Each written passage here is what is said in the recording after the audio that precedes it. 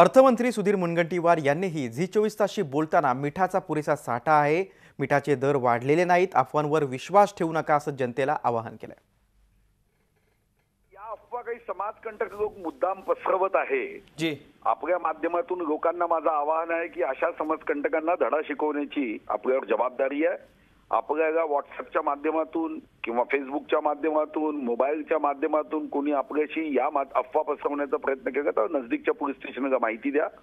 आपल्या कायद्यामध्ये हा गुन्हा आहे। मिठाची कुठेही टंचाई नाही, मुंबई परिसरातही टंचाई नाही आणि मुंबईच्या अनेक भागामध्ये मिठाचं तो उत्पादन होतं आणि म्हणून अशा पद्धतीची टंचाई उद्भवणारच नाही। समाजकंटक किंवा साठेबाजारी करणाऱ्यांचं एक कृत्य आहे। या कृत्यापासून आपल्याला सर्वांना अफवेपासून लोकांना आवाहन करायचं आहे किंवा लोकांमध्ये जनजागृती करायची आहे। कोणी घाबरण्याचं कारण नाही, पॅनिक व्हायची आवश्यकता नाही। मुख्यमंत्री कार्यालयातून सीपी आणि पोलीस महासंचालक साहेबांकडे सूचना गेल्या आहेत।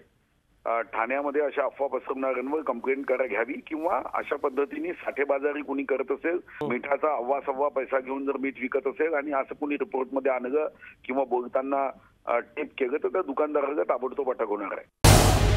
झी 24 तास रहा एक पाऊल पुढे।